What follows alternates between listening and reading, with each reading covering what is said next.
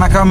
நான் டாக்டர் ராமநாதன் அர்ச்சுனா. இன்றைக்கு 2025ஆம் ஆண்டு ஜூன் மாதம் 3ஆம் தேதி இன்றைய தினம் சிறப்பான ஒரு சம்பவம் செய்யப்பட்டிருக்கிறது. லஞ்ச ஊழல் ஆணைக்குழுவுக்கு போயிட்டு வந்திருக்கிறோம். தொடர்பாக அண்மைய நாட்களில் நான் கதைத்திருப்பேன் லைவில். அது தொடர்பாக நடவடிக்கை எடுக்கப்படுகிறது. அது முதலாவது விடயம். ரெண்டாவது விடயம் நான் சொல்ல வேண்டியது உங்களுக்கு என்னென்றால், இன்றைய தினம் பாராளுமன்றத்திலே ஒத்திவைப்பு வேலை பிரேரணை நடக்கும். ஓப்பனாவே சொல்றேன், ஏன் போய் சொல்லாம. ஒத்திவைப்பு வேலை பிரேரணை அரசாங்கம் ஒரு ஒத்திவைப்பு வேலை பிரேரணையை கொண்டு வரும், எதிர்கட்சி ஒன்றை கொண்டு வரும். ஆகவே அரசாங்கம் திருப்பி ஒன்றை கொண்டு வரும். எதிர்கட்சி 4 நாட்கள் தானே நடக்கும். ஸோ இன்று அரசாங்கத்தினுடைய ஒத்திவைப்பு வேலை பிரேரணை, ஒத்திவைப்பு வேலை பிரேரணை தான் அது. அவர்களுடைய அந்த பிரேரணை என்னவென்றால், கலனி கங்கை வான்பாய்ந்து பொதுமக்களுடைய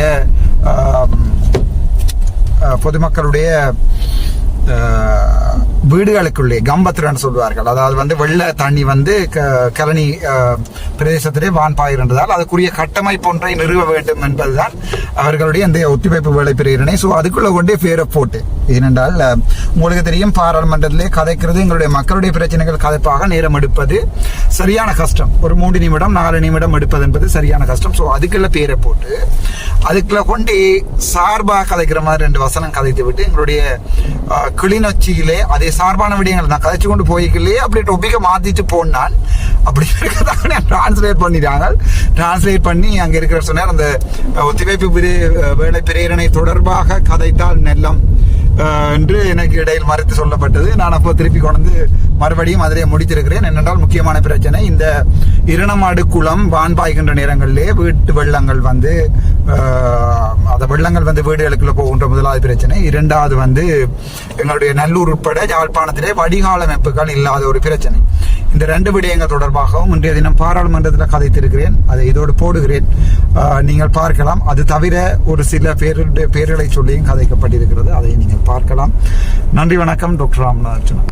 ගරු වෛද්‍ය රාමනාදන් අර්ජුනා මන්ත්‍රතුමා, ඔබතුමාට විනාඩි 7ක කාලයක් ලැබෙනවා. மதிப்புக்குரிய மூலாசன ஊட மந்திரத்துமா, ඒ වගේම අනිත් மற்ற பாராளுமன்ற தமிழ் கதைக்கின்றேன். மற்ற பாராளுமன்ற மந்திரிகள் அதே நேரம் எங்களுடைய இந்த சிறப்பு பிரேரணையை கொண்டு வந்த சம்பந்தப்பட்ட பாராளுமன்ற உறுப்பினருக்கும் நன்றி. இவ்வாறு எங்களுடைய நிசாம் காரியப்பர் அவர்கள் சொன்னது போன்று, இந்த ஒத்திவைப்பு வேலை பிரேரணையின் போதான இந்த ஒரு சில நிமிடங்கள் எங்களை போன்ற பாராளுமன்ற உறுப்பினர்களுக்கு மிகவும் முக்கியமான ஒரு விடயம். நான் இந்த விடயத்திலே நான் உண்மையாகவே கலனியிலே நான் பிறந்திருக்காவிட்டாலும் வளர்ந்திருக்காவிட்டாலும் உண்மை என்னவென்றால், நான் கொழும்பு தெற்கிலே கூட வாழ்ந்திருக்கிறேன். 2015ஆம் ஆண்டிலிருந்து 2018ஆம் ஆண்டு காலப்பகுதியிலே நான் இருந்த வீடு நெஞ்சளவுக்கு கூட தண்ணி அங்கே வந்திருக்கிறது, துட்டகமனு ஸ்ட்ரீட்டிலே. ஸோ இது எங்களுடைய கொழும்பை பொறுத்த வரைக்கும், கலனியை பொறுத்த வரைக்கும் மிக முக்கியமான பிரச்சனை. அது மழை நேரங்களிலே இந்த தண்ணீரானது குடிமனைகளுக்கு போகின்ற போது இடப்பெயர்வுகள் என்று சொல்லும் போது தான் எனக்கு ஞாபகம் வருகிறது. நான் எங்களுடைய கிளிநொச்சி சம்பந்தமாக கதைக்க வேண்டும். உங்களுக்கு தெரியும், கிளிநொச்சியிலே இரணைமடு குளம் என்று ஒன்று இருக்கிறது. மழை பாய்கின்ற நேரம், மிகவும் மழையான நேரங்களில் கூட இப்போது கலனியிலே இருக்கிற பிரச்சனை போன்று இரணைமடு குளம் வான் பாய்கின்ற நாட்களிலே பெருமளவான மக்கள் அங்கிருந்து இடம்பெயர்வார்கள். அதே நேரம் உங்களுக்கு தெரியும், நான் நினைக்கிறேன் $1350 மில்லியன் பெறுமதி உள்ள ADB வங்கியினுடைய ஃபண்டிங்கிலே தான் இந்த இரணைமடு குளம் 35 அடியிலிருந்து 37 அடிக்கு உயர்த்தப்பட்டு அங்கிருக்கின்ற நீரை கடலிலே விரயம் செய்யாமல் யாழ்ப்பாணத்துக்கு கொண்டு வருவதற்காக அவர்கள் அந்த அபிவிருத்தியை செய்திருந்த போதும் இன்று வரைக்கும் யாழ்ப்பாணத்துக்கு அந்த தண்ணி வரவில்லை. DCC மீட்டிங்கிலே நாங்கள் அவை பற்றி கதைக்கின்ற போது மீசாலைக்கு வந்திருக்கிறது, அது பற்றி ஒவ்வொரு இடங்களுக்கு வந்திருக்கிறது என்று சொல்லுகிறார்கள். அதிலே எக்கச்சக்கமான மில்லியன் கணக்கான பணம் விரயமாக்கப்பட்டிருக்கிறது, அதிலே வேஸ்ட் ஆக்கப்பட்டிருக்கிறது. நல்ல உதாரணம், யாழ்ப்பாணத்திலே மழை பெய்கின்ற போது நல்லூர் பகுதிகளில் கூட அந்த பாதைகளிலே நீர் வழிந்தோடக்கூடிய எந்த ஒரு கட்டமைப்புகளும் யாழ்ப்பாணத்திலே இருக்கவில்லை. இவை எல்லாம் எப்படி நாங்கள் பார்க்கிறோம் என்றால், கடந்த அரசாங்கங்கள காலத்திலே நடந்த மிகப்பெரிய ஊழலாகத்தான் பார்க்கிறோம். ஊழல் என்று சொல்லும் போதுதான் ஞாபகம் வருகிறது, நான் இப்போது லஞ்ச ஊழல் ஆணைக்குழுவுக்கு போய்விட்டு அவசரமாக ஓடி வருகிறேன்.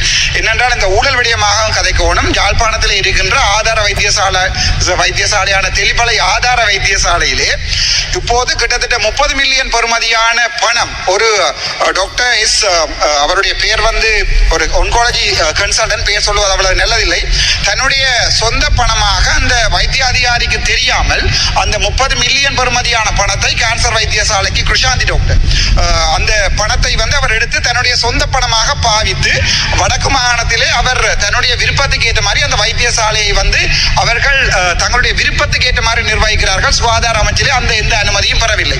ஆனால் என்ன விடயம் என்றால் அதை டிசிசி மீட்டிங்கில் நாங்கள் கதைக்கின்ற போது அதற்கு டிஃபமேஷன் வழக்குகளை போட்டுக் கொள்கிறார். ஆகவே இன்று லஞ்ச ஊழல் ஆணைக்குழுவிலே கிருஷாந்தி அம்மாவினுடைய தனிப்பட்ட அந்த பண கொடுக்கல் வாங்கல் அந்த வைத்தியர் தேவநேசன் அவர்களிடம் கேட்கின்ற போது அவர் சொல்லுகிறார் தனக்கு அது தெரியாது. வைத்தியர் கேதீஸ்வரன் சொல்லுகிறார் அதுக்கு மேலே இருக்கின்ற ஆடிஎச்எஸ் தனக்கு அது தெரியாது. ஆனால் மில்லியன் கணக்கான பணம் வந்து தெல்லிப்பளை ஆதார வைத்தியசாலையிலே பாவிக்கப்படுகிறது. மிகப்பெரிய ஊழல். அந்த ஊழல் தொடர்பாக நான் இன்று லஞ்ச ஊழல் ஆணைக்குழுவுக்கு போயிட்டு இன்று தான் நான் வந்து கொண்டிருக்கிறேன்.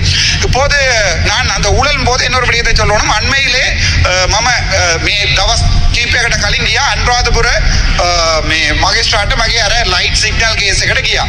එතකොට මිනිස්සු මට ගෙනත් දුන්නා ගරු මන්ත්‍රීතුමා විවාදයට අදාළ ප්‍රශ්නයට අදාළව කතා කරොත් වඩා හොඳයි කියලා අපි යෝජනා කරනවා. ඒ අදාළය තමයි. එතකොට එතුමා එතනින් මිනිස්සු මට ගෙනත් දුන්නා. ඒ කියන්නේ මිලියන් 500 එකක් මිලියන් 5ට ලියලා තියෙනවා කියලා ඔප්පුවක් ගෙනත් දුන්නා. එතකොට ඒවා ගැන කවුරුත් හොයන්නේ නැහැ. ඒවා ගැන නමක් කියන්න මට කැමති නැහැ. මම අදාළ පුත්කලයට කිව්වා ඔබතුමා මේ ඩීට් එක ලියලා තියෙනවා කියලා. මම ඒක ගැන වැඩිපුර කතා කරන්නේ නැහැ. අපි ප්‍රශ්නයකට එමු.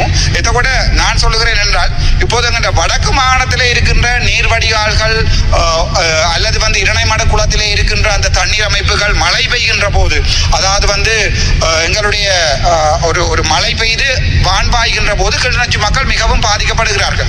நாங்கள் ஒவ்வொரு மாவட்டங்களுக்காக இந்த ஒத்திவைப்பு பிரேரணையை கொண்டு வர முடியாது. ஆகவே நாங்கள் இந்த நிமிடத்திலே கேட்டுக்கொள்வது என்னென்றால் இவற்றுக்கு ஒரு எங்களுடைய நிசாம் காரியப்பர் அவர்கள் சொன்னது போன்று இவற்றுக்கு ஒரு சிறப்பான கமிட்டி ஒன்று அமைக்கப்பட்டு அவை முழுவதுமாக இலங்கை முழுவதாக ஆராயப்படணும். இது மட்டுமல்ல, கிழக்கு மாகாணங்களில் இந்த பிரச்சனை இருக்கிறது, அனுராதபுரங்களில் இந்த பிரச்சனை இருக்கிறது. இவை ஒரு கமிட்டி ஒன்று அமைக்கப்பட்டு இந்த கமிட்டிகள் வந்து சரியான விசாரணைகள் කාලය තව විනාඩියයි சரியான விசாரணை ஒன்று ஏற்படுத்தப்பட வேண்டும். ஆகவே இந்த இவ்வகையான ஒத்திவைப்பு பிரேரணை ஒரு தனிப்பட்ட ஒரு பிரதேசங்களுக்கு மட்டும் கொண்டு வராமல் இந்த ஒத்திவைப்பு பிரேரணை இலங்கை முழுவதுமாக கொண்டு வரப்பட்டு அவற்றிலே எல்லா அதாவது இலங்கையிலே இருக்கின்ற சகல பிரதேசங்களிலும் இருக்கின்ற வெள்ள நீர் பாய்கின்ற பிரச்சனைகள் தொடர்பாக ஆராயப்படுமாக இருந்தால் வடக்கு மாகாணத்தில் இருக்கிற நாங்களும் கிழக்கு மாகாணத்தில் இருக்கிற நாங்களும் இந்த இலங்கையினுடைய ஒரு சமகுடிகளாக மதிக்கப்படுவோம் என்ற ஒரு நம்பிக்கையிலே இந்த பிரேரணையை நான் ஆமோதித்து வழிமொழிந்து சந்தோஷமாக இந்த பிரேரணையை ஏற்றுக்கொண்டு எனது கருத்தை முடிக்கிறேன். நன்றி, வணக்கம்.